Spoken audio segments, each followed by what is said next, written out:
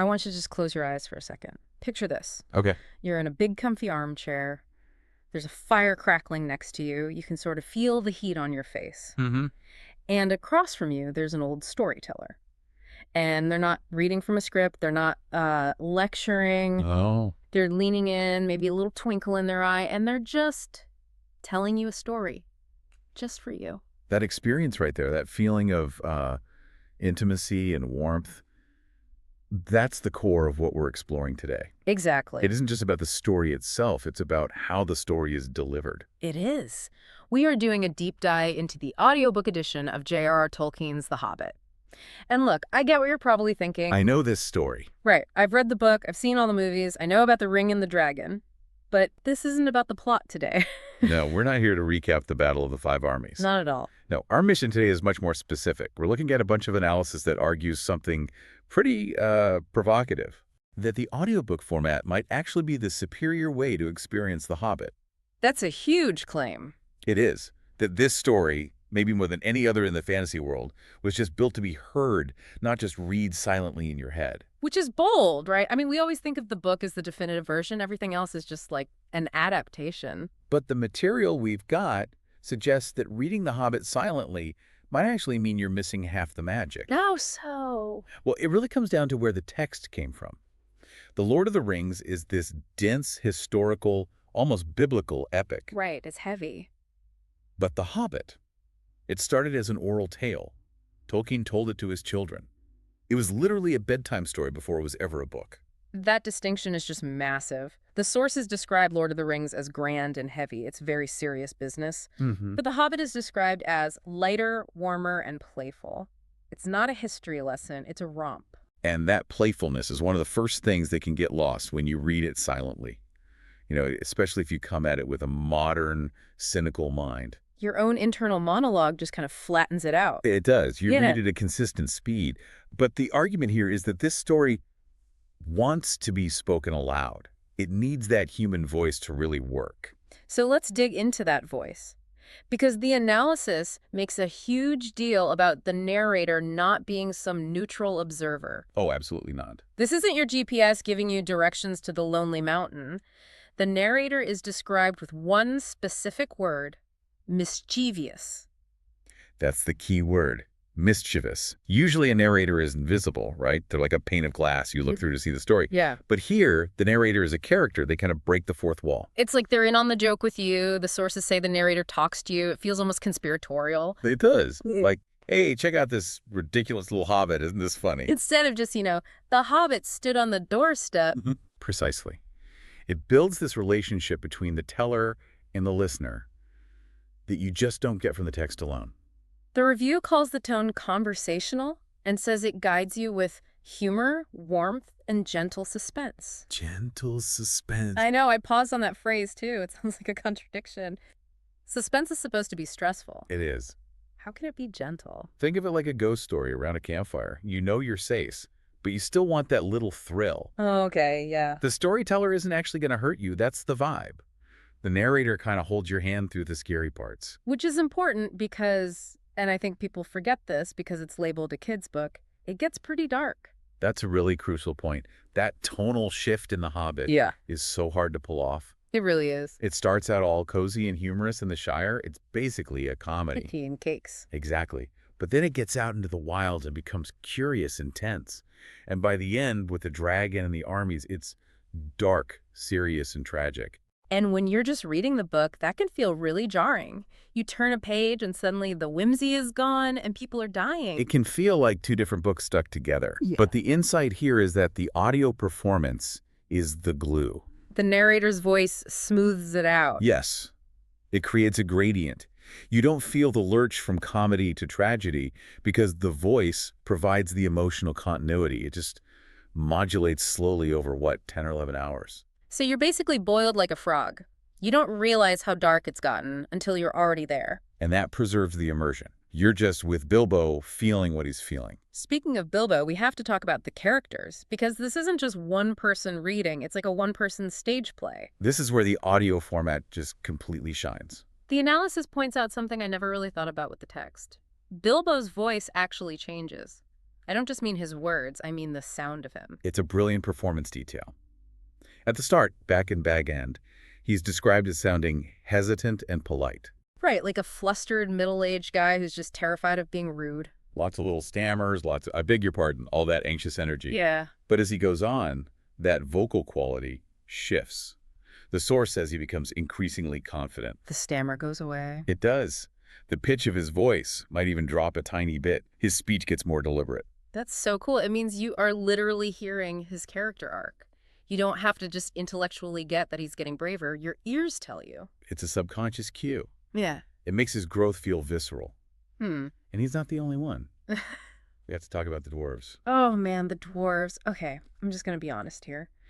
When I read the book, I cannot tell them apart. You are not alone. I mean, besides Thorin, the grumpy boss, and maybe Balin, they're just a blur of names that rhyme. Oin, Gloin, Dwalin. It's just the group. It's a common problem. In the text, they just blend into one single entity called the dwarves. But the audio solves this instantly. Because they have voices. They have distinct sonic identities. The source describes them as gruff, musical, and distinct. The performer gives them different accents, different pitches. So one might sound a bit Scottish and gravelly, another one might be lighter. Exactly. And all of a sudden, you know exactly who's talking without needing the book to say, said Dory. It turns a wall of text into a real cast of characters. That alone feels like a game changer.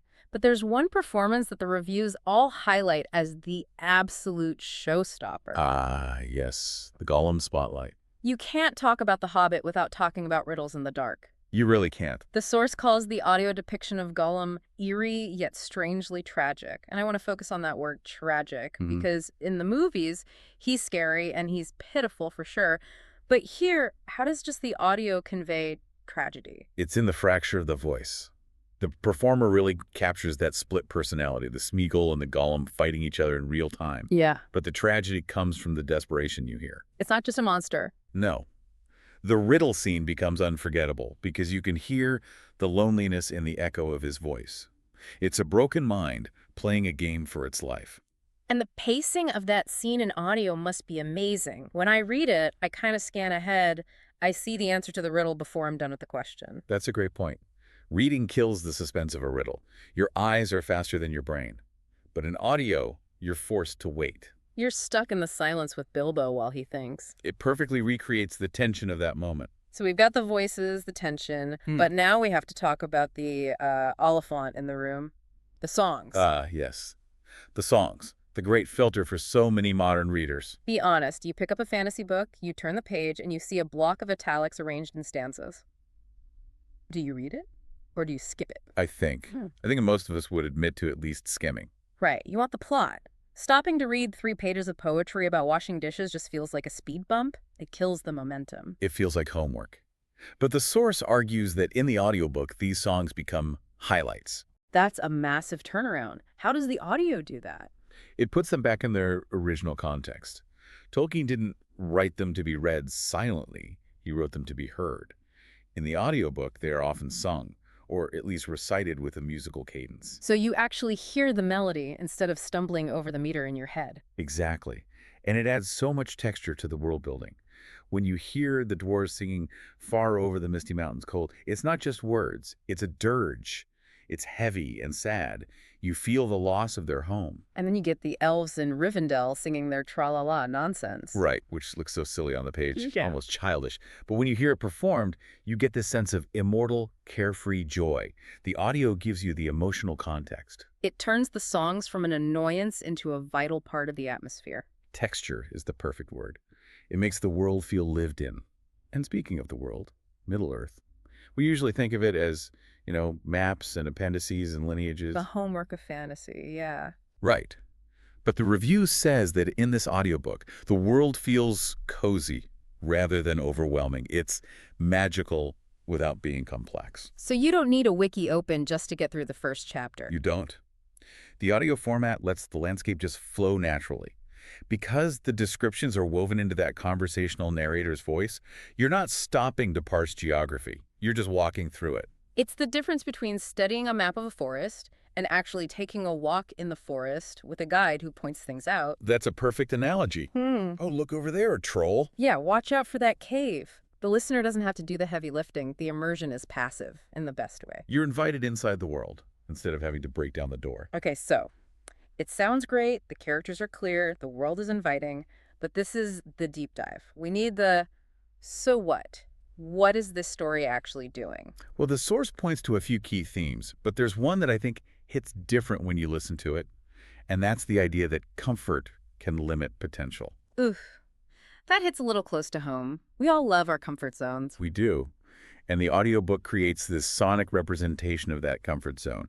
The beginning is soft and warm, bag end sounds safe. And when Bilbo has to leave that, you feel the loss of comfort in a visceral way. But the flip side of that is the other theme. Courage grows with action. Yes.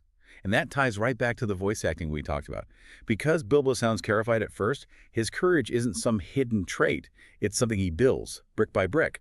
The audio lets you hear him construct his own bravery. It's the whole idea that you don't wait until you're not scared to do the thing. You do the thing, and then you're not scared. Exactly.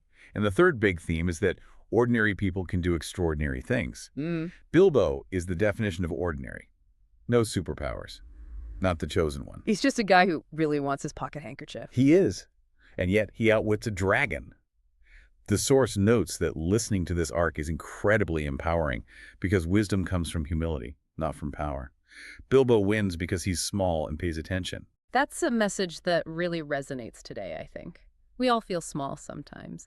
It's nice to be reminded that the small person can actually tip the scales. And that message is delivered best through that intimate, mischievous voice. It feels like a secret being shared with you. So let's get into the logistics. We've got this amazing thing. Who is it actually for? Because there's still a stigma that The Hobbit is for kids or that audiobooks don't count as reading. Well, first, the source gives this a flat-out 9/10, so the quality is there. As for the audience, it's pitched as the perfect entry point for Tolkien beginners. People who are intimidated by the absolute brick that is The Lord of the Rings. Exactly. If you've been scared off by the lore, this is your way in. It's also perfect for fans of cozy adventure. Cozy adventure! I like that genre. It means I get the thrill without the trauma. That's the key. The source is very clear that this is not for listeners who want non-stop action or dark fantasy. Right. If you want Game of Thrones, if you want political backstabbing and gore, this is not for you. Not at all. This has heart. And what about the pacing? Is it a huge commitment? No, it's described as shorter and faster paced than other epics. It's easy to binge. That's good to know. I mean, the Lord of the Rings audiobook is like 50 or 60 hours. That's a marriage. The Hobbit is more like a weekend trip. It's perfect for a long drive or, and the source specifically says this, for relaxed evenings. Because of that bedtime story quality, it's a great way to wind down. It replaces doom scrolling with dragon scrolling. I suppose it does. You know, the source wraps up with this really beautiful analogy that I think just perfectly captures everything we've been talking about. It says, if The Lord of the Rings is a legend, then The Hobbit is the story that invites you inside the world. That is such a profound distinction, isn't it? A legend is something you look up to. It's marble and statues. It's distant. But an invitation is personal. It opens a door and says, come on in, sit by the fire, have some tea. And that's really what this audiobook format does. It takes the text off the pedestal and puts it in the armchair right next to you. It creates hospitality. And in a world that can feel pretty hostile, stepping into that hospitality, even if it has goblins, is just deeply restorative. It really is. So we've unpacked the mischievous voice, the distinct characters, the way songs become highlights. But before we let you go, we want to leave you with one final thought. We talked about that theme, that comfort limits potential. Bilbo Baggins was perfectly happy in his hobbit hole. He had his tea, his cakes, his silence. But if he'd stayed there, he would have just been Bilbo. He would have been comfortable, but he wouldn't have been complete. So here's our question for you to take into your week. Think about your own life right now. What comfortable silence are you currently sitting in? Where are you choosing safety over the possibility of a story? And if a mischievous voice, maybe not a wizard, but a new opportunity, a scary idea came knocking on your round green door today, would you pretend you weren't home? Or would you run out without your pocket handkerchief? Something to think about. Thanks for diving deep with us. Take care.